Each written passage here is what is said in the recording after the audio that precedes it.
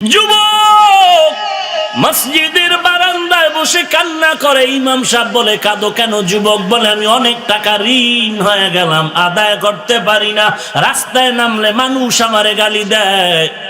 ইমাম সাহেব বলে, নবীজির দেওয়া তাবিজ ব্যবহার কর, ঋণ থাকবে না। কি তাবিজ? বলে, নবীজি দোয়া শিখায় গেছেন, দোয়াটা পড়, আল্লাহুম্মা কফিনি বিহালালিকা আন হারামিক ওয়া আগনিনি বিফাজলিকা আম্মান সিওয়াক। যুবক বলে, হুজুর দয়া করে ক্ষমা করবেন, এই দোয়া আমি শিখি নাই, পড়তেও পারবো না। ইমাম সাহেব বলে, তো আরো ছোট্ট আকারে একটা তাবিজ আছে নবীর শিখানো, পর ইস্তেগফারের আমল, আস্তাগফিরুল্লাহাল আযীম, আস্তাগফিরুল্লাহাল আযীম, আস্তাগফিরুল্লাহাল আযীম। এই আমলটা চালু রাখ, আল্লাহ কুদরতি ভাবে তোর ঋণ আদায়ের ব্যবস্থা করে দিবে। আর নগদ একটা পরামর্শ নেও, তোমার এখান থেকে বহুদূর একটা জঙ্গলের কিনারায় বড় লোকের বাড়ি আছে, ওই বাড়িতে গিয়া বড় লোকের কাছে যদি হাত বিছাইতে পারো, অল্প যদি দেয়, তুমি অনেক কিছু পেয়ে যাবা, তোমার ঋণ আদায় হবে, সংসারও চলার রাস্তা হবে। যুবক ইমামের কথা শুনিয়া কদম দিয়া কষ্ট করে করে করে করে জঙ্গল পেরিয়ে ওই বড় লোকের বাড়ি হাজির। বাড়িতে যাওয়ার পর সকালবেলা গিয়ে যখন হাজির হয়ে গেল, শুনে বাড়ির মধ্যে কান্নার আওয়াজ, সবে মাত্র ওই বড় লোক দুনিয়া থেকে বিদায় হয়ে গেছে। যুবকের মনটা খারাপ হয়ে গেল, কপাল আমার খারাপ, ইমামের পরামর্শ নিয়ে এত কষ্ট করে আসলাম। যুবক কান্না, আমার কপাল এত খারাপ, ক্লান্ত হয়ে গেল, দীর্ঘ পথ সফর করে আসাতে ক্লান্ত হয়ে মাটিতে ঘুমায় পড়লো। ঘুমের মধ্যে স্বপ্ন দেখতেছে, রে যুবক, তুই যেই বাড়িতে আসো, ওই ছোট্ট ঘরের মধ্যে যে মাটির উপরে বিছানা লাগায় ঘুমাও, ওই বালিশের নিচে মাটি খনন করে দেখবি ওখানে স্বর্ণ পড়ে আছে, স্বর্ণ। ওই স্বর্ণ উঠাইয়া ঋণ আদায় কর, বাকিটা দিয়া জীবনটা চালাও। যুবক স্বপ্ন দেখে উঠার পরে চিন্তায় পড়ে গেল, কি দেখলাম, এই স্বপ্নটা যদি বাড়ি বসে দেখতাম, এখানে আমার কষ্ট করে আসা লাগতো না। আল্লাহ জানায় দেয়, এক হাতে যেমন তালি বাজে না, বিনা বাতাসে নদীর পানি নড়ে না, বাচ্চা না কানলে মা যেমন দুগ্ধ দেয় না, বান্দা চেষ্টা না করলেও বন্ধ দরওয়াজার তালা খুলে না। हर गोरी देने के तू तैयार है, जो न मांगे उससे तू बेजार है, गर तवक्कुल मी कुनी हर सुबह शाम, मेरा सानाद रिज़्क़े तू अज़ला मकाम।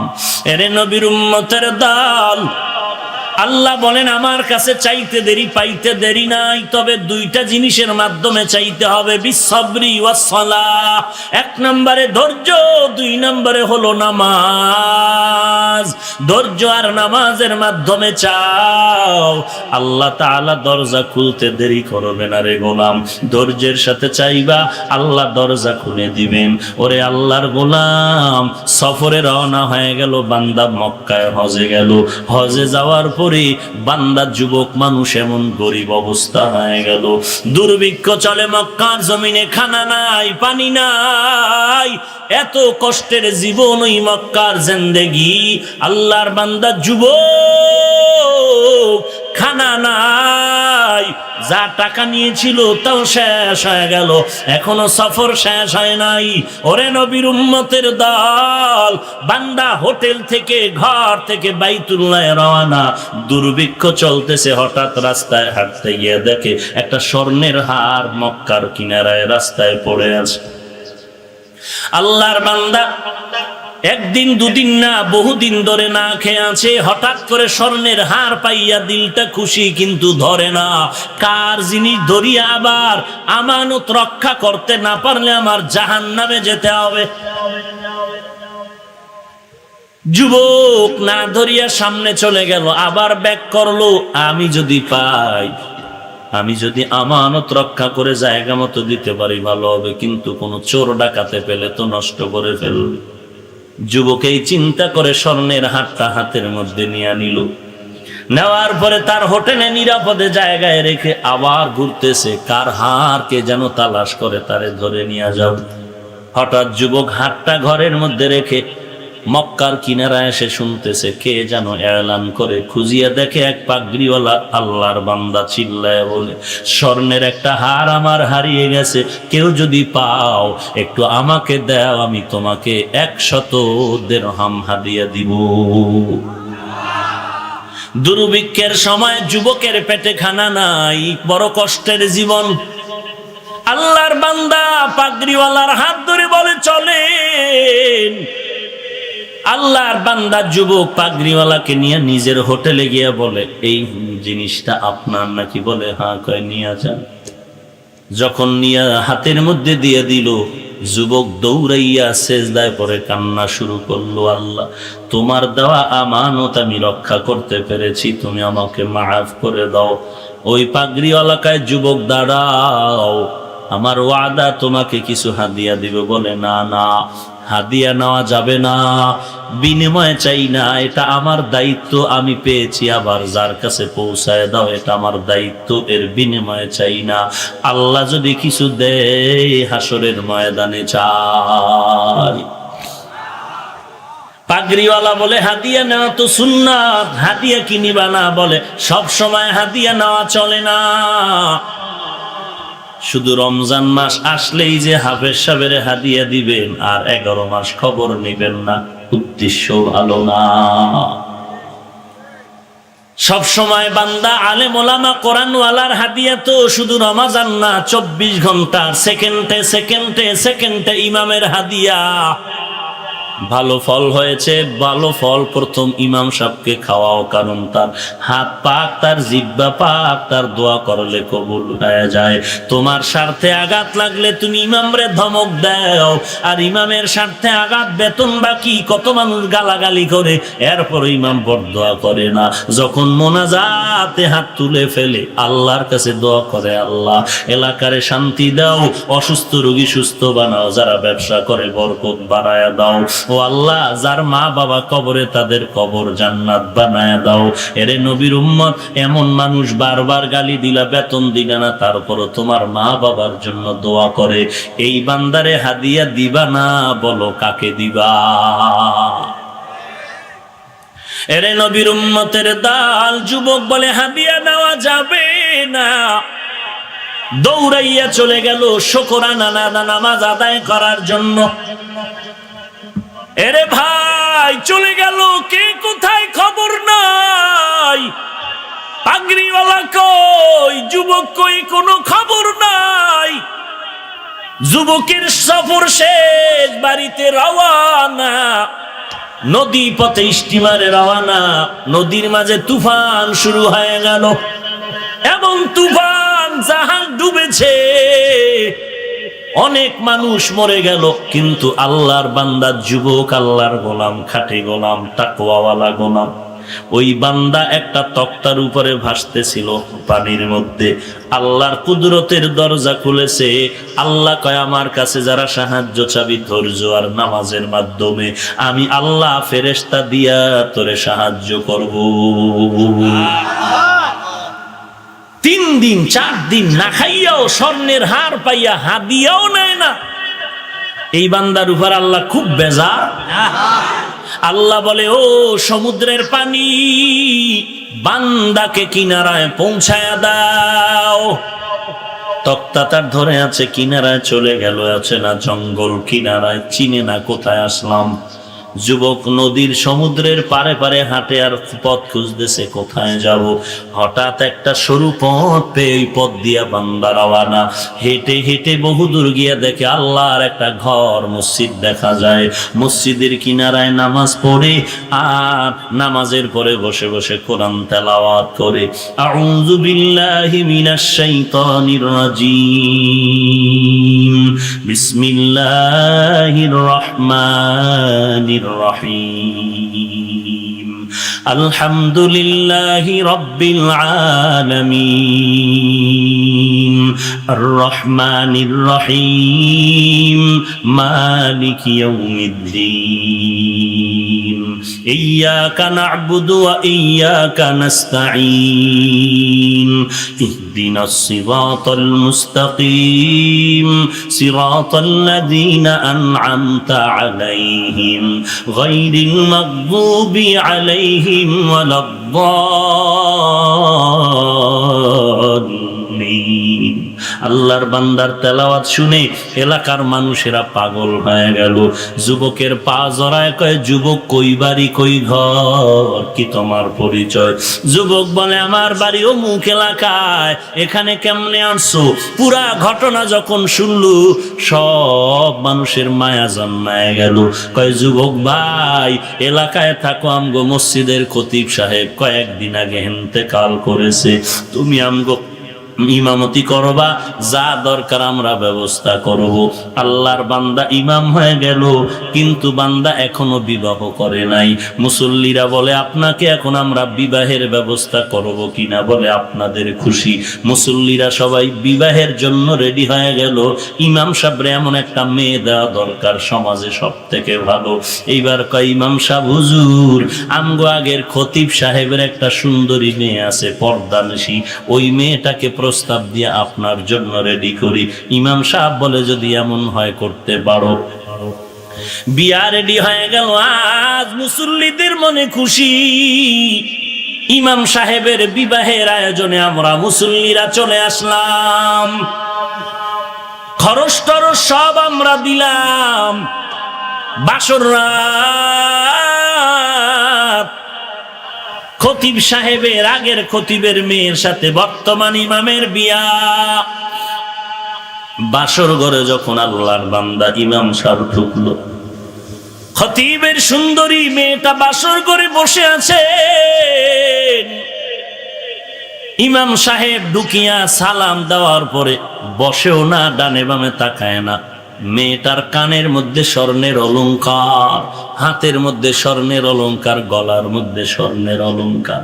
যুবক ইমাম ওই মেয়ের অলংকার গুলো তাকায় তাকায় দেখতেছে।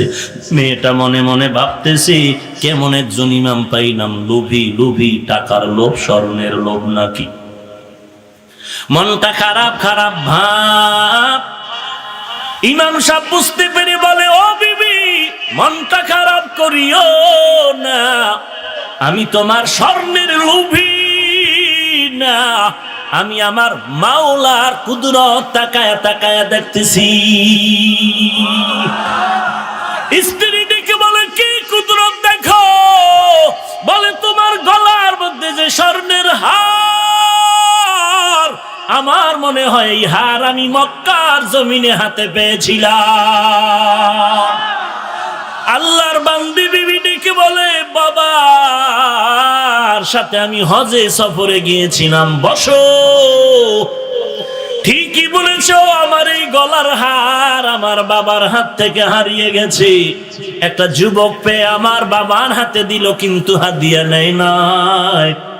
আমার বাবা ইন্তেকালের আগে আমার হাত ধরে পাশে বসায় কাঁদলেন আর বললেন, ওরে কন্যা সন্তান, ওই যুবকের যদি আমি পাইতাম, তোর মতো মেয়েটারে আমি তার হাতে আমানত রেখে যাইতাম। ওরে মেয়েটা, আমি পারলাম না, তুই আল্লাহর কাছে দোয়া করবি। মেয়েটা ডাক দিয়া কয়, স্বামী আমার, তোমার আমানতদারি আর আল্লাহর ভয় আর ধৈর্য ধারণের বিনিময় আল্লাহ শুধু তোমার হারের বিনিময় শুধু হাদিয়া নেও নাই। আল্লাহ তাআলা কেমন কুদরতের মাওলা, আজকে শুধু তোরে হার দেয় নাই, হার ওয়ালাকেও তোমাকে হাদিয়া দিয়েছে। या इलाही तू मेरा माबूद है, या इलाही तू मेरा माशूक है, या इलाही मुझसे मुझको दूर कर, ताकि देखो मुझ में तुझको एक नजर, या इलाही तू मेरा तारो है, या इलाही तू मेरा गफ्फारो है। এরে এলাকার মা বোনেরা, ও বৃদ্ধ বাবাজি, এ যুবক, সবাই তো ভালো হতে চাও, ধনী হতে চাও, শান্তির জীবন চাও, কিন্তু ভালো কেমনে হওয়া যায় তার পরামর্শ দিলে মানতে চাও না। ধনী কেমনে হতে পারবি, পরামর্শ দিলে মানতে চাও না। শান্তির জীবন যাপন কেমনে করবি, পরামর্শ দিলে মানতে চাও না। এরে যুবক, জিন্দেগির শান্তি যদি চাও, নিজের চরিত্রটা ভালো করার একটা চরিত্রবান কোরআনওয়ালা মেয়ে বউ করে ঘরে আনবি। ওয়াদা কর জীবনে কোনোদিন আল্লাহর বান্দি বউ করে আনবি, বউ করে কোরআনওয়ালা আনবি। একটা টাকাও শ্বশুর বাড়ির থেকে যৌতুকের নামে নিবি না। ওই মেয়েটা কোরআনওয়ালা মেয়ে যদি ঘরে আনতে পারো, আল্লাহর কসম করে বলছি, রেকর্ড করে রাখ, ওই কোরআনওয়ালা মেয়েটা তোর ঘরে যখন আসবে, ওই মেয়েটা নামাজ পড়ে যদি হাত তুলে দোয়া করে, আল্লাহ তাআলা গোবরের মধ্যে যেমন পদ্ম ফুল ফুটায় দেয়, কোরআনওয়ালা গরিবের ঘরেও স্বর্ণের বালিশ ব্যবস্থা করে দিবে। এরে যুবক, আল্লাহর গোলাম, নিজের চরিত্রটা ঠিক কর। যদি কোরআনওয়ালা চরিত্রবান মেয়ে ঘরে বউ বানাইয়া আনতে চাও, আমি তোর পায়ে ধরে বলি রে যুবক, যদি ভালো চরিত্রবান কোরআনওয়ালা মেয়ে বিয়া করে বউ বানাইতে চাও, আমি পায়ে হাত রেখে বলি, পাও দুটো আগায় দে। আমি পায়ে হাত রেখে বলছি, এমন মেয়ে যদি বিয়া করে আনতে চাও, তোর বাবাও পারবে না, তোর দাদাও পারবে না, সরকারও পারবে না, দুনিয়ার কোনো ফেরেশতাও পারবে না। এগুলো পারবে আমার মালিক, আমার আল্লাহ। আর আল্লাহ তোকে তখনই দিবে তোর চরিত্র যদি ভালো রাখতে পারো। তুই অন্য কোন মেয়ের চরিত্রে কলঙ্কের দাগ বসাবি না রে যুবক। তুই অন্য কোন মেয়ের গায়ে হাত তুলবি না, চোখ দিবি না, কিছু বলবি না, চরিত্র নষ্ট করবি না। তাহলে আল্লাহর কাছে দোয়া করবি, নামাজ পড়বি, এমন একটা মেয়ে আল্লাহ তোর ঘরে দিবে, 5 দিন লাগবে না, তোর ঘরে আল্লাহ আসমান থেকে শান্তি নাজিল করবেন। আর তোর পুরা এলাকার মধ্যে এক সময় তোর মতো ভিআইপি বান্দা কেউ থাকবে না। কোরআন শরীফ দে, আমি কোরআন মাথায় লয়ে কসম খেয়ে বলে যাই, কোরআন শরীফ দে বেটা, আমি কসম করে বলছি, তুই যদি কোন মেয়ের চরিত্র নষ্ট না করো, আল্লাহর মোহাব্বতে উস্তাদের সাথে আদব রক্ষা করে চলো, মা বাবার আদব রক্ষা করে চলো, নামাজ পড়ো, ধৈর্য ধারণ করো, আল্লাহ তোকে এমন চরিত্রবান মেয়ে দান করবে, যেই চরিত্রবান মেয়েটার বরকতে তোর ঘর হবে স্বর্ণের ঘর। তুই বিশ্বাস না করলে আমার মাথায় কোরআন দে, আমি কোরআন নিয়ে কসম করে বলবো। আর তুই যদি অন্য কোন মেয়ের চরিত্র নষ্ট করো, তোর কপালে বউয়ের জোতার বাড়ি ছাড়া আর কিচ্ছু নাই, কিচ্ছু নাই। শুধু তোর বউ নয়, তোর সন্তানের লাথি খেতে হবে তোর কপালে। তোর সন্তানের লাথি খাবি, ধিক্কার শুনবি।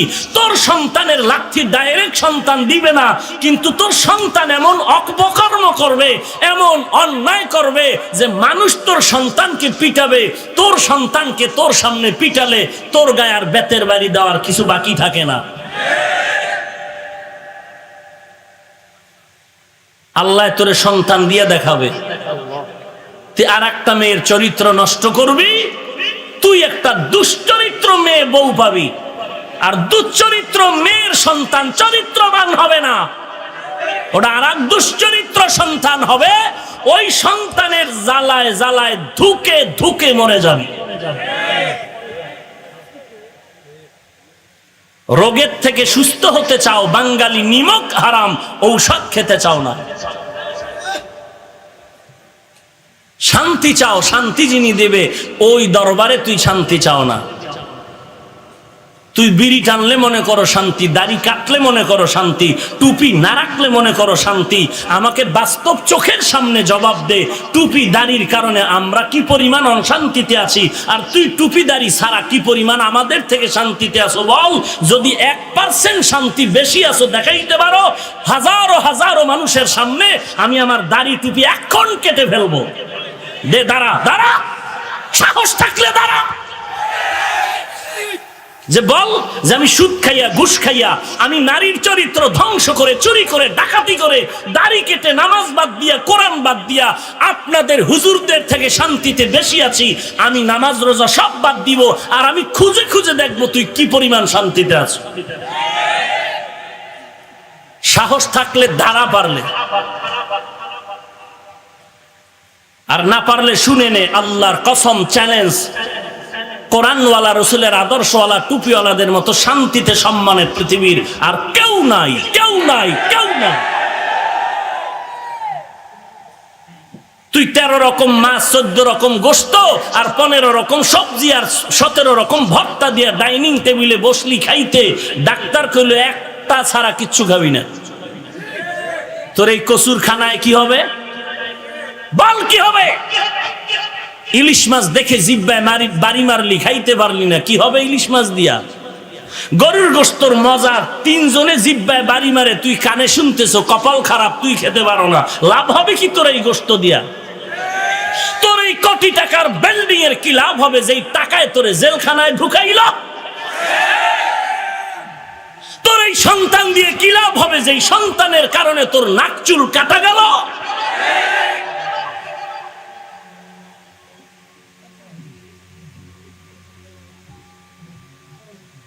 এমপি মন্ত্রীর চেয়ার দেখে খুব আফসোস করো। কোরআনওয়ালার যেই চেয়ার, এটার কোনো মেয়াদ নাই। আছে মেয়াদ? 5 বছর, 10 বছর? হ্যাঁ, এটা আল্লাহ কুদরতি ভাবে কোরআনের বরকতে দিয়েছে, যে কারণে এমপি সাহেব, মন্ত্রী সাহেব, দেখো না হাটহাজারীর হুজুরের সামনে নামাজের কায়দায় এমপি মন্ত্রী বয়া থাকে, হুজুর একটু মাথায় ফু দেন তো, টের পাও না কিছু? আল্লাহ দেখাচ্ছে। এর থেকে আর কোরআনের সম্মান কি চাই? এর থেকে রসুলের আদর্শের সম্মান কি চাই? প্রধানমন্ত্রী হাটহাজারীর হুজুরকে দাওয়াত দিয়া কি সম্মান করলো দেখো নাই? এই জন্য কি মন্ত্রী সাহেব ছোট হয়ে গেছে? হ্যাঁ, শুরুতেই বলছি মানুষের সুন্দরের নাম আদব। সুন্দরের নাম কি? আদব। যার আদব আছে তার সৌন্দর্য আছে, যার আদব নাই তার সৌন্দর্য নেই। স্কুলে পড়ে, কলেজে পড়ে, doctor, professor, engineer, RAB, army, police, BDR, OC, DC, SP, 5 ওয়াক্ত নামাজি দাড়িওয়ালা নাই? 1 টাকাও হারাম খায় না? নাই? কিয়ামতের দিন এদেরকে যদি দাঁড় করায় বলে, এই বেঈমান, ওই নিমক হারাম, তোর মতো যুবক চাকরি করিয়াও হারাম খায় নাই, তুই খাইলি কেন? তোর মতো যুবক র্যাব আর্মির চাকরি করিয়াও হারাম খায় না, নামাজ ছাড়ে না, তুই কেন নামাজ ছাড়লি? তোর মতো যুবক স্কুল কলেজে পড়িয়াও নামাজ বাদ দেয় নাই, তুই কেন নামাজ বাদ দিলি? কি জবাব দিবে আল্লাহর কাছে? ও যুবক, কি জবাব দিবা? যৌবনের চাহিদা, গুনাহের আকর্ষণ তো আমারও আছে। শীতের দিন ফজরের সময় ঠান্ডা পানি দিয়ে ওযু করে নামাজ পড়তে কষ্ট, তুমি বুঝো, আমি বুঝি না? চুল লম্বা রেখে টুপি ছাড়া বিড়ি টানলে খুব ইয়াং মনে হয়, তুমি বুঝছো, আমি বুঝি নাই? সেই রকম লম্বা জামা পরলে শরীরটা আটকা আটকা মনে হয়, তুমি বুঝতেছো, আমি বুঝি নাই? এত তাড়াতাড়ি দাড়ি লম্বা করলে, নামাজ পড়লে ভালো মেয়ে পাবো না, তুই বুঝতেছো, আমি বুঝি নাই? তুই দাড়ি ছাড়া কি ভালো মাইয়া পাইছো একটু বলতো, আমারে বর্ণনা দে তো। আর আমরা দাড়ি টুপুর কারণে কি খারাপ মাইয়া পাইছি বউ হিসাবে, খবর নে তো আমার ঘরে গিয়া। তুই চামড়ার সুন্দর পেতে পারো, আদর্শের সুন্দর পাওনি। চ্যালেঞ্জ করে বলছি, কারণ আল্লাহ রাব্বুল আলামিনের কোরআন যার সিনে আছে, এর মতো আদর্শ নারী আর কে হবে? আমার মা আমাকে পেটে নিয়ে কোরআন পড়তেছেন, তোর বউ, তোর সন্তান পেটে নিয়ে টেলিভিশন দেখতেছে। এইবার বর কি পরিমাণ বরকত পাবে তোর স্ত্রী আর কি পরিমাণ বরকত পেয়েছে আমি হাফিজুর রহমানের মা।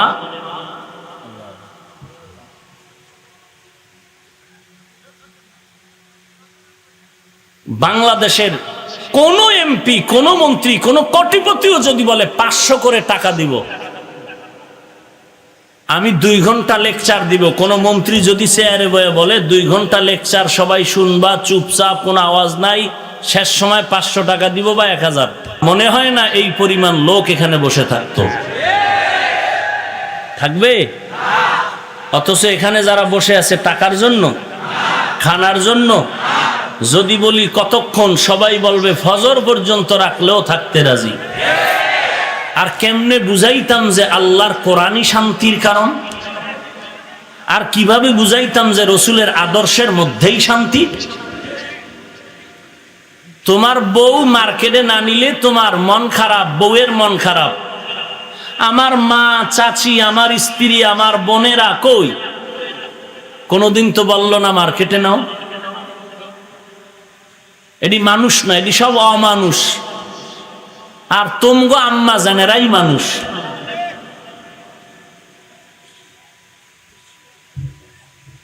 বড় আফসোস, বড়ই আফসোস। আহা, আমার বাড়ি সেই কোথায়, বঙ্গোপসাগর কুয়াকাটা। ও এলাকার মুরব্বীরা, আল্লাহ তো আপনাকেও সন্তান দিছেন, আপনার কি মন চায় না যে এরকম একটা ছেলের বাবা হবেন? চায়, এই কারণেই বিড়ি টানেন বেশি। ওয়াজে ঢুকার আগেও বিড়ি টানছেন, নিয়ত করছেন যে মোনাজাতের পরেও টানতে টানতে বাড়ি যান। টানাটানি আর শেষ নাই। আল্লাহ আপনারে দিবে নিয়ামত, আর মানুষ নাই দেশে। রাগ করতেছেন? ও যুবক, আমি যদি শার্ট প্যান্ট টাই লাগায় একটা হারমোনিয়াম হাতে নিয়ে, একতারা নিয়ে রাস্তায় রাস্তায় গান গাইতাম, কে না গান শুনতো আমার?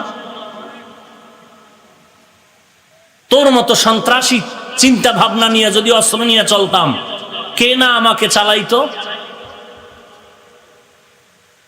কই?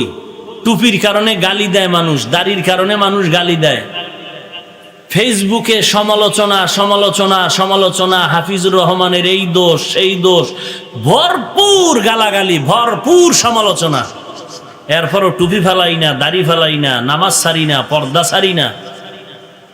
আল্লাহর কাছে কান্না করি, বুজুর্গ দেখলে জুতা সোজা করি, কান্না করি, দোয়া চাই। এখন মনে করছো একেবারেই কি পাগল হয়ে গেছি? পাগল তো বেটা তুই হয়েছ, ইয়াবা ট্যাবলেট তুই খাও, আমরা খাই না। মদের বোতল খাইলে তো তোরা খাও, আমরা তো খাই না। তো তার মার ছিঁড়লে তো তোরটা ছিঁড়বে, টুপিওয়ালারটা নয়। টুপিওয়ালাকে পাগল বলো কেন? টুপিওয়ালার মাথা খারাপ কেন বলো? তোরা গাঞ্জা খাও, ইয়াবা খাও, তোরা মদ পান করো, মাথা খারাপ তোদেরটা হতে পারে, টুপিওয়ালারটা নয়। এত কষ্ট, এত কষ্ট, এত কষ্ট, এত ধিক্কার, এত গালি,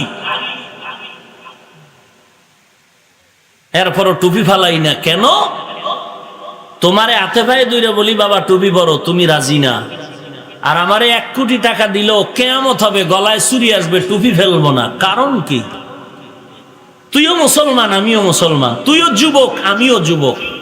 তোর পায়ে ধরে বলি টুপি পর, তুই রাজি না। আর আমার টুপি কোটি টাকা দিল, ফেলতে রাজি না। ব্যাপারটা কি? ব্যাপার আর কিচ্ছু না।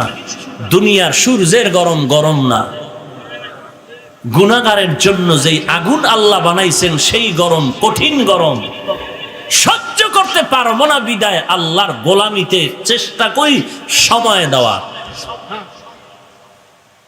আসামি পুলিশে ধইরা নিছে, আত্মীয় স্বজনরা টাকা নিয়ে বলে জেলখানায় 1 মাস রাখেন, দুঃখ নাই, কিন্তু রিমান্ডে নিয়েন না। কেন? ওখানের কষ্ট সন্তান সহ্য করতে পারবে না। জমিন থেকে 9,30,00,000 মাইল উপরে সূর্য, রাতের বেলা সূর্য নাই, এত গরম কেন? এত ঘাম কেন? যদি তোমার অন্তর বলে কোরআন সত্য, রসুলের কথা সত্য, তো গুনাহগারের আযাব হবে তাও সত্য। গুনাহগারের মাথার উপরে কিয়ামতের দিন সূর্য নেমে আসবে, 12টা মুখ সব নিচে থাকবে, সূর্যের গরমে মাটির জমিন তামা হয়ে যাবে।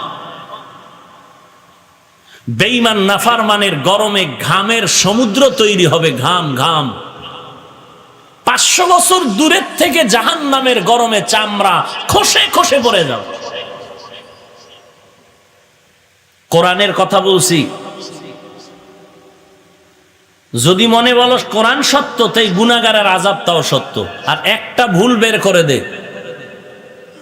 একটা ভুল, কোরআনের একটা ভুল যদি বের করতে পারো, কালকে দাড়ি টুপি ফালাইয়া শার্ট প্যান্ট টাই পরে এরপরে মেয়ে দিয়া নাচ গান করবো। একটা ভুল বের কর কোরআন থেকে, কারণ কোরআন মিথ্যা, সব মিথ্যা।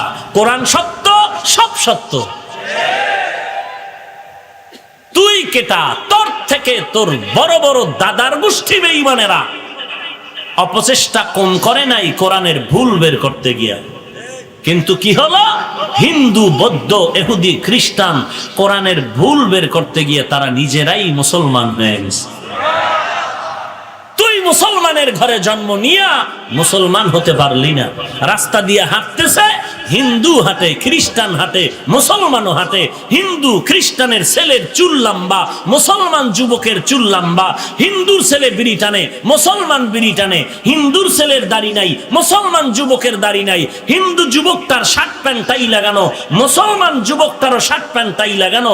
আমি টুপিওয়ালা রাস্তায় হেঁটে কাকে সালাম দিব, কে হিন্দু কে মুসলমান? ল্যাংটা না করলে পরিচয়ের উপায় নাই। তুমি এই মুসলমান। আর বলো টুপি না পরলে অসুবিধা কি, দাড়ি না রাখলে অসুবিধা কি, নামাজ না পড়লে অসুবিধা কি? কিয়ামতের দিন আল্লাহ যদি কইয়েই ফেলায় তোরে জান্নাতে না দিলে অসুবিধা কি? মাস্তানি সব জায়গায় করো, ইসলাম নিয়ে করিও না। বরং হুজুর দেখলে, আল্লাহওয়ালা পাইলে দোয়া চাই যে হুজুর ইসলামের উপরে তো চলা উচিত, আমি মুসলমান, শয়তানে দখল করে আছে, একটু দোয়া করে দেন, আমি চেষ্টা করতেছি, আমি গুনাহের পথে যাব না। দেখো না তোর ডানে বামে কত যুবক স্কুলে পড়ে নামাজ ছাড়ে না, ড্রাইভারি করে নামাজ ছাড়ে না, কৃষিকাজ করে নামাজ বাদ দেয় না। কলেজের ছাত্র এসে আই বলে হুজুর একটু দোয়া করেন, আর নামাজ ছাড়বো না, আর দাড়ি কাটবো না, আর বেপরদায় চলবো না। প্রত্যেক দিন। তুমি কেন পারবা না রে বাবা? আল্লাহর কাছে তওবা করো, আল্লাহর কাছে ক্ষমা চাও, আল্লাহর কাছে সাহায্য চাও। ধৈর্য আর নামাজের মাধ্যমে আল্লাহ সবার জিন্দেগির গুনাহ মাফ করে দিবেন। রাজি তওবা করতে? আর নামাজ ছাড়বো না, দাড়ি কাটবো না, মা বাবাকে কষ্ট দিব না, আলেম ওলামার বিরোধিতা করব না, মুরব্বির সাথে বেয়াদবি করব না, দেশের বিরুদ্ধে জাতির বিরুদ্ধে ষড়যন্ত্র করব না, 5 ওয়াক্ত নামাজ ছাড়বো না, নবীজির আদর্শের বিরোধিতা করব না, গলায় ছুরি আসলে মরে যাব তারপরও নবীর বিরুদ্ধে চলবো না। তওবার জন্য যদি মুনাফিকি না থাকে, খাঁটি তওবার নিয়ত থাকে, খাঁটি তওবার নিয়ত থাকে, খাঁটি তওবার নিয়ত থাকে, রিজিকের মালিক আল্লাহ, হায়াতের মালিক আল্লাহ, ইজ্জতের মালিক আল্লাহ। অতএব ওই আল্লাহর উপরে ভরসা করে তওবার যদি খাঁটি নিয়ত থাকে, আল্লাহর মহব্বতে তওবার জন্য দুটো হাত তুলে আল্লাহকে দেখায়া দাও। আয় আল্লাহ সবার হাত আপনি কবুল করে নেন, আয় আল্লাহ সবার তওবা কবুল করে নেন। তওবার উপরে মজবুত হয়ে চলার তৌফিক দান করেন। আয় আল্লাহ নবীজির সুন্নতের আমলওয়ালা জিন্দেগি দান করেন। আয় আল্লাহ আপনি আমাদের সবাইকে দ্বীনের খাদেম হিসেবে কবুল করেন, আমিন। আল্লাহ হেদায়েত দান করেন। ওয়ামা খালাকতুল জিন্না ওয়াল ইনসা ইল্লা লিয়াবুদুন। ইবাদত কার জন্য? কার আদর্শে? রসুলের আদর্শ। দুনিয়ার সব আদর্শগুলো নাপাক, একমাত্র রসুলের আদর্শই কি? দুনিয়ার মানুষের আদর্শ নাপাক কেন? মানুষটার দেমাগ নাপাক, চক্ষু নাপাক, হাত নাপাক, অন্তর নাপাক। আল্লাহ রসুলের আদর্শ কেন পাক? আমার রসুল নিজেই পাক। রসুলের থুথু মোবারক পাক, রসুলের ঘাম মোবারক পাক। আম্মাজান আয়েশা রাদিয়াল্লাহু আনহা বলেন, রসুলের ঘাম আমি বোতলের মধ্যে ভরে রাখতাম। বড় বড় অনুষ্ঠানে রসুলের ঘাম আমরা আতর হিসাবে ব্যবহার করতাম। নবীজি যেখানে কদম দিতেন সেখান থেকে দীর্ঘ বছর পর্যন্ত শুধু মেশকের ঘেরান। আপনাদের সামনে আমি ঘুরে ঘুরে ওহুদের ময়দানের ঘটনা শুনাইতাম। ওহুদ যুদ্ধে রহমতের নবী দান্দান মোবারক শহীদ করেছেন। রহমতের নবীর ঘটনা বলতে বলতে এক পর্যায়ে বলতাম, দান্দান শহীদ হওয়ার পরে মদিনায় খবর দিয়ে দিল বেঈমানেরা মোহাম্মদ দুনিয়াতে আর বেঁচে নাই। হাতে তালি দেওয়া শুরু করলো, লাফানো খুশি শুরু করলো তারা, আনন্দ। কিন্তু রসুল ব্যথা পাইয়া রক্ত জড়িত অবস্থায় একটা গর্তের মধ্যে পড়ে গেলেন। সাহাবী হযরতে আলী রাদিয়াল্লাহু আনহু সহ অন্যান্য সাহাবারা ধরিয়া নবীকে নিয়ে গেলেন পাহাড়ের পার্শ্বে। রহমতের নবীকে পাহাড়ের পাদদেশে নিয়া একটা পাথরের মধ্যে রসুল বসছেন, একটু বিশ্রাম নিলেন। এরপরে নবী বললেন, জানায় দাও মুহাম্মদ এখনো মরে নাই। যুদ্ধ বিরতি হয়ে গেল। সাহাবায়ে কেরাম কারা শহীদ হয়েছে এদের ডাইকা ডাইকা ধরে ধরে জানাজা দিয়া কবরে দিয়া দাও, গোসলের প্রয়োজন নাই। রসুল যেই পাথরে বসছিলেন দান্দান শহীদ হওয়ার পরে, ওই পাথরটা থেকে ১৫০০ বছর পর্যন্ত এখনো মেশকের ঘেরান। এখনো এই বয়ান করতাম না, আমি ওই পাথরে ধরতে পারতাম না, শুনতাম আটকায় রাখছে সরকার। গত কয়েকদিন আগে গেলাম বাইতুল্লাহ মদিনায়, খবর পাইলাম ওই জায়গাটা খোলা, দেখা যায়। দৌড়ায় চলে গেলাম ওখানে, গিয়া ছোট একটা গর্তের মতো একজন মানুষ কোন রকম বসতে পারে, মাথা রাখতে পারে। গিয়া দাঁড়াইয়া দাঁড়ানো মাত্রই দেখি সেখান থেকে ঘেরান আসতেছে। মাথাটা ঢুকাইয়া পাথরের কাছে নাকটা নিয়ে দেখলাম এই ঘেরান তো দুনিয়ার কোনো আতরের সাথে মিলে না। এইবার সচক্ষে দেখে আসলাম। তাহলে রসুল পাক তার আদর্শও কি? রহমতের নবী জীবনে কোনোদিন বেগানা, পর্দার আয়াত নাজিল হওয়ার পরে কোনোদিন বেগানার দিকে নজর দেন নাই। রহমতের নবী কোনোদিন একটা মিথ্যা কথা বলেন নাই। রহমতের নবী কাউকে একটা গালিও দেন নাই। হাজারো গালি নবী শুনছেন, একটা গালির জবাবও নবী দেন নাই। এমনকি রহমতের নবী আমার চক্ষু দুইটা গরম করে কারো দিকে তাকান নাই রাগ হইয়া। কারণ নবী যদি চোখ গরম করে কারো দিকে তাকায়, চোখের পাওয়ার পাইয়া লোকটা জায়গায় পুরিয়া ছাই হয়ে যাবে। রসুলের চোখে তো সেই পাওয়ার লাগানো। তাহলে কেমন পাক আমার রসুল! এমন একটা নাপাক সমাজ, যেই মক্কা নগরীর নাপাক মানুষগুলো এতটা চরিত্রহীন। নবীজি মক্কায় আসার আগের থেকে এই মানুষগুলো চরিত্রহীন। নারী আর পুরুষ উলঙ্গ হইয়া বাইতুল্লাহ তাওয়াফ করে, সব উলঙ্গ। কোন পশু জবে করিয়া দেওয়ালে বাইতুল্লাহর রক্ত মাখে আর বলে আমগো পশু জবাই কবুল হয়ে গেছে। আল্লাহ আয়াত নাজিল করে বলেন, এই চালাকি আমি পছন্দ করি না। লাইয়ানালাল্লাহু লুহুমুহা ওয়ালা দিমাউহা ওয়ালাকিন ইয়ানালুহুত তাকওয়া মিনকুম। বান্দা তোমার গোশত রক্ত আমার কাছে পৌঁছবে না, এগুলো আমি দেখব না, পছন্দ করব না। আমার কাছে পছন্দের জিনিস হলো তাকওয়া। হর কে দারত খৌফে হকদার দিল মাদাম জন্নতুল মাওয়া দেহদ উরা মাকাম জুজবা হকচি জে মখাজ ইনসো জা ফজলে উ আমস্তে দর জুমলা জাহা। রহমতের নবী আমার এমন পবিত্র আদর্শওয়ালা নবী, যেই সময় মক্কার মানুষ বিবাহ শাদীর কোনো নিয়ম শৃঙ্খলা নাই, যেখানে সেখানে মনে চায় যৌবনের আদান প্রদান করে। যেমন এই রকম চরিত্রহীনা আমাদের দেশের জাতীয় বেঈমান, জাতীয় নাস্তিক তাসনিমা নাসরিন। তাসনিমা নাসরিন, তিনি বই লেখছে যাব না কেন যাব। বইয়ের নাম কি বলে না কেন? মানে আকাম করব না কেন করব, বইয়ের নাম যাব না কেন যাব। এইরকম আকাম্যা বই লেখা এর মধ্যে বয়ান দিছে। বয়ান কি কয়? তাসলিমা বলে আমার শরীরের অংশ আমার পেট। আমার পেট তো আমার মায়ের অংশ না, আমার অংশ। তো যুক্তি কি? কয় আমার পেটে বাচ্চা একজন পুরুষ দিবে, এটা হতে পারে না। আমি যেখান থেকে মনে চায় স্বাধীনভাবে সেখান থেকে পেটে বাচ্চা নিব। ওলামায়ে কেরাম আন্দোলন শুরু করলেন, যেখান থেকে মনে চায় সেখান থেকে পেটে বাচ্চা। কুকুর নিরা নেয়, কোনো মানুষ নিতে পারে না। আমাদের দেশের যারা কুকুরনি, কুত্তা, এরা যেখান থেকে মনে চায় সেখান থেকে পেটে বাচ্চা নিতে পারে, মানুষ নিতে পারে না।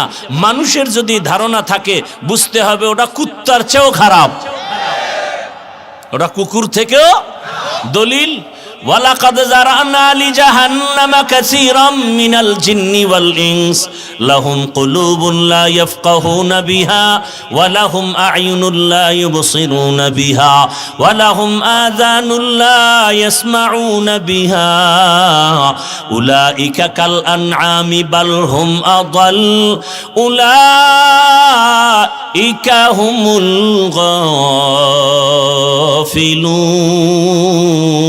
গাফিলুন। ই কালামে জিন্দা কুরআনে হাকিম হিকমতে উলা ইয়াজালস্তু কদিম জামিউল ইলম ফিল কুরআনে হাকিম তাকাসার আনহু আফহামুর রিজালি। অধিকাংশ মানুষ আর জিনেরা জাহান্নামে যাবে কেন? বলে তাদের কলব আছে ফিকির করার জন্য দিছি, ফিকির করে না। চক্ষু আছে দেখতে দিলাম দেখে না, কান আছে শোনার জন্য বললাম শুনে না। তো না শুনে কি তুলা দিয়া রাখে? কয় না না, যা ভাবতে বলেছি তা নিয়ে ভাবে না। একটা মানুষ ভাববে অন্তর দিয়া। এত একটা সুন্দর স্টেজ বানাইলো, খুঁটি ছাড়া কেউ টানায় রাখতে পারে না। কিন্তু আমার মালিক 7টা আসমান টানায় রেখেছেন, আজও পর্যন্ত আসমান নাড়াচাড়া করে না। এখান থেকে 500 বছর দূরে প্রথম আসমান, প্রথম আসমানের পরে আবার এই রকম খালি জায়গা 500 বছরের দূরত্ব। এর উপরে হলো দ্বিতীয় আসমান, এর উপরে আবার খালি জায়গা, এর উপরে তৃতীয় আসমান, আবার খালি জায়গা, এরপরে চতুর্থ আসমান।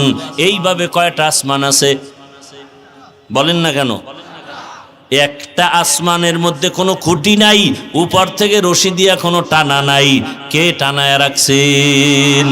কাদের কুদরত দারি বর কামাল আনতা রব্বি আনতা হাসবি জুল জালাল তুহি কাদের জলিলুল্লাহ জাহাদার বহর হালে তুহি মেরা নিগাহদার।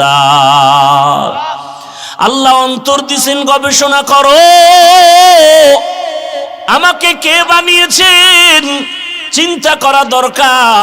ওই আল্লাহর সাথে মোলাকাতের চিন্তা যখন আসবে তখন ভালোবাসাও বাড়বে। আল্লাহর পরিচয় যখন আসবে, আল্লাহকে চিনবে, তখন আল্লাহর প্রতি মায়াও বেড়ে যাবে। এত বয়ানের পরে আমরা কেন নামাজ পড়ি না, আল্লাহর হুকুম মানি না? আল্লাহকে চিনিও না, মায়াও লাগে না। মায়াও, এক যুবক আর এক যুবতীর জন্য কি আশেক। মায় কয় তোরে বিশাল দুনিয়া জোড়া ডানা কাটা ফরিয়াই নে দেবো। যুবক বলে আমি ফেতনি লয়াই থাকবো, প্রয়োজনে তোমার মতো মা দরকার নাই, বাবাও ছাড়মু, কিন্তু এই মেয়েকে প্রয়োজনে একসাথে ফাঁসি দিয়ে দেব। আছে না নাই? কেন? ভালোবাসা। কেন? ভালোবাসা মানুষকে অন্ধ বানায় দেয়। আপনার ভালোবাসা বিড়ির সাথে, বয়ানে বিড়ি যায় না, বরং বয়ানের আগেও বিড়ি, মোনাজাতের পরেও বিড়ি। আর আমারে যদি আপনি বলেন 1 লাখ টাকা দিব একটা বিড়ির এক টান দেন হুজুর, দিব? বলেন। আমনে আর একজনের বিড়ি টাইনা একটু আছে পাশার দ্বারে, কয় ভাই একটা টান দিই দে। তা আপনি কি পরিমাণ বেলাজা। আর আমারে যদি বলেন 1 লাখ দিমু, বিদেশি বিড়ি টানো, একজনে দেখছি বিদেশি বিড়ি টানে, এক এমপি, এসএস এর বানানো, চিকন এক আঙ্গুল, ঘেরান, কোনো ধোঁয়া নাই কিছু না, বিদেশি। আমরা কেউ টানমু জীবনে? হ্যাঁ, ভালো করে বুঝেন, যে যাকে চিনে না সে তাকে মানে না। এখানে যারা আছেন সবাই আমরা মুসলমান না? কথা বলেন। আপনাদের আল্লাহ আমার আল্লাহ 2, 1, তাল মিলেন না, বুঝে শুনে বলেন। আপনাদের নবী আমার নবী, আপনাদের কোরআন আমার কোরআন, আপনাদের কাবা আমার কাবা, আপনাদের ধর্ম আমার ধর্ম, আপনাদের কালেমা আমার কালেমা। আমি দুনিয়াতে আসছি সিস্টেম না, আপনার সারাই গেছির এলাকার মানুষগুলো লঙ্গি পরে আসছেন, সবাই একই সিস্টেমে আসছি। বিদায়বেলা কাফনের সংখ্যা না, আমার একটা কাফন বাড়ানো হবে, গরিব রিক্সা ড্রাইভারের একটা কাফন কম হবে, তাহলে কাফনও কি সংখ্যা, কালার না, আমাকে হুজুরদের কাফনের কালার আলাদা হবে। হ্যাঁ, আচ্ছা, কাফনের উপর দিয়ে লেখা থাকবে বড় হুজুরের লাশ, এমপি সাহেবের লাশ, তো এই বাহাদুরি শেষ। কবরে যাওয়ার আগেই শুধু কাফনে ঢুকছে, বাহাদুরি শেষ। এটা কি ধনির ছেলে না ফকিন্নির ছেলে, কোনো খবর নাই। কবরের সাইজও এক, কবরে রাখার পরে প্রশ্ন হবে কয়টা? আপনাদের প্রশ্ন একরকম, আমারটা আর এক রকম না, তাও এক। তাহলে আপনার আমার আল্লাহ এক, নবী এক, কোরআন এক, কাবা এক, ধর্ম এক, কালেমা এক, দুনিয়াতে আসছি এক, বিদায় বেলাও কাফনের সংখ্যা এক, কালারও এক, কবরে এক, প্রশ্ন। আপনি আল্লাহ মানেন, নবী মানেন, কোরআন বুঝেন, হাদিস বুঝেন, কিয়ামত হবে তাও বুঝেন, তাহলে আপনাকে বয়ান করব কেন? বয়ান তো তাদেরকে করব যারা আল্লাহ চিনে না, নবী চিনে না, কোরআন বুঝে না, হাদিস বুঝে না, পরকাল বিশ্বাস করে না। অথচ করব কেন না? আপনার পিছনে ঘুরতে ঘুরতে ঘুরতে ঘুরতে আমাদের লক্ষ লক্ষ ওলামায়ে কেরামের ছেলে মেয়ের খবর নেওয়ার সময় নাই, ঘুমানোর সময় নাই, খানার সময় নাই। তাবলিগলারা মেহনত করতেছে, পীর সাহেবরা করতেছে, জুমার খতিবরা করতেছে, ইমাম সাহেবরা করতেছেন, আমরা করতেছি। এরপরও ফলাফল কি? আমি টুপি খুলতে চাই না, আপনি টুপি দিতে চান না। আপনি কত ভিআইপি মুসলমান। আমি দাড়ি কাটলে লজ্জা পাই, আপনি রাখতে লজ্জা পান। আমি মসজিদে না ঢুকলে লজ্জা, আপনি ঢুকতে গেলে লজ্জা। আমি পর্দা না করলে লজ্জা, আপনি পর্দা করতে গেলে লজ্জা। এই মুসলমানই তো হইলেন। আবার বাহাদুরিও করেন, হুজুরদের থেকে ভালো আছি। একটা সুদখোর ঘুষখোর যার ইমান নাই, 24 ঘন্টা নাপাক খায়, এর ভালো আর মন্দর কি আছে? এর নামাজ হবে না, রোজা হবে না, তেলাওয়াত হবে না, জিকির হবে না, আল্লাহর কাছে কোনো মোনাজাত কবুল হবে না। কাদের? কারা কারা? যারা সুদের সাথে জড়িত। 24 ঘন্টার সেকেন্ডে সেকেন্ডে সেকেন্ডে আপন মায়ের সাথে জিনার গুনাহ লেখা হয়। আল্লাহ হেদায়াত দান করেন। আরো মহাব্বতে বলেন। একজনে আজানের জবাব দিয়েন, নাহলে আবার প্যাঁচ লাগাইবে, আছে না তিলেরে তাল বানান না। একজনে জবাব দিলে আদায় হয়ে যাবে। মাসআলা আপনারা বেশি জানেন না আমরা জানি, কথা বলেন না কেন? তা হুজুরকে ভুল ধরেন কেন? মজলিস চলতেছে, কোরআন হাদিসের বয়ান চলতেছে, এখানে আজান হবে 13টা মসজিদে। 13 মসজিদের জবাব দেওয়া সম্ভব? এখানে মাসালা আছে না? সবাই জবাব দিতে পারবে? একজনে জবাব দিবে, আমাদের পক্ষ থেকে আদায় হয়ে যাবে। কথা বুঝাইতে পারছি? একজনে জবাব দেন।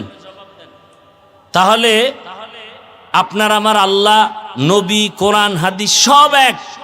এরপরও বয়ান আর বয়ান, বয়ান আর বয়ান, বয়ান আর বয়ান। এর পরেও আমলের খাতা শূন্য। আমলের খাতা। কারণ কি? ওই ছোট কথা, যে যাকে চিনে না সে তাকে মানে না। আল্লাহকে চিনি না, আল্লাহ চিনার জন্য লাগবে ইবাদত। ইবাদত বুঝার জন্য, চিনার জন্য লাগবে কোরআন হাদিস। কোরআন হাদিস পারেন না বুঝতে হলে লাগবে ওলামায়ে কেরাম। কি লাগবে? ওলামায়ে কেরাম, ওলামায়ে কেরাম থেকে কোরআন হাদিস অনুযায়ী ইবাদতের নিয়ম জেনে রসুলের তরিকায় ইবাদত করলে আপনি আল্লাহর প্রিয় বান্দা, আপনি আল্লাহর প্রিয় বান্দা। এই ইবাদতের নিয়ম তরিকা বুঝাবার জন্যই দায়িত্ব উলামায়ে কেরামের হাতে। নামাজ পড়া যেমন ইবাদতের একটা অংশ, অপরিহার্য কর্তব্য, সংসার চালানো ইবাদতের অংশ, সন্তানের হক আদায় করা ইবাদতের অংশ, স্বামী হইয়া স্ত্রীর হক আদায় করা ইবাদতের অংশ, ইমাম হইয়া মুসল্লির হক আদায় করা ইবাদতের অংশ, চাকরি করেন মালিকের হুকুম মতো তার দায়িত্ব পালন করা ইবাদতের অংশ। তো কি বুঝলেন? রাষ্ট্রের ব্যাপারে ইসলাম দুর্বল। হ্যাঁ, এখানে ইসলাম আছে না নাই? আছে। বুঝার চেষ্টা করবেন। এই মিয়া, আল্লাহর কাছে আপনার অনেক দাম, তো মানুষের কাছে আপনার দাম থাকবে না? আপনার আঙ্গুলের একটা টিপের দাম আছে না নাই? একজনে কলম দিয়া দস্তখত দিতে পারে না। এখন একটা মার্কেট কিনবে, বিল্ডিং কিনবে, স্টাম্প কমপ্লিট লেখা টাকা, এখন সরকারি আইন কি দস্তখত দিতে পারে না, সে কি করবে বলেন না কেন? টিপ দিবে। স্টাম্পের যখন টিপ দিছে ম্যাজিস্ট্রেটের সামনে, এবার প্রমাণ হয়ে গেল এই স্টাম্পে যা লেখা সে সমর্থন করলো, তার মানে মার্কেট বা এই জায়গার মালিক এই লোকটা। তাহলে টিপের দাম আছে না নাই? কলমের দস্তখতের মূল্য কম, এজন্য অনেক সময় সাইন নিয়েও টিপ নেয়, ঠিক নেই? তাহলে এটার দাম বেশি কেন? দস্তখত সাইন নকল হয়, টিপ, অতএব টিপটা জায়গা মতো দিয়েন। এমন কেউরে টিপ দিয়েন না যে আপনার টিপের পাওয়ারে আমার মা বোনকে রাস্তাঘাটে ধর্ষণ করবে।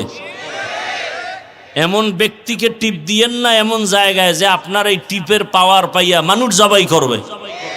এই আকাম তো বহুত দেখছেন, আর কত আর কত। ভোটের আগে তো আবার টাকা খাওয়ার জন্য কুত্তার মতো জিব্বা বের করে তাকায় থাকবেন যে ভোর রাত্রে হাদিয়া ফাড়া। হ্যাঁ, আমাদের এক মুরব্বী বলছে, আলেম, যে হ্যাঁ যদি টাকা খাওয়াইতে চায়, যারা খাবাই আমগো বয়ানে ধরবে না, তোমাকে কলব খারাপ, খাইলে জনমের মতো খাও, খাইয়ে ওরে ফকির বানায় দাও, কিন্তু টিপটা দিবা ইসলামের পক্ষে। টাকা খাবা বেঈমানের ডি সব, কারণ টাকা তো তোমার।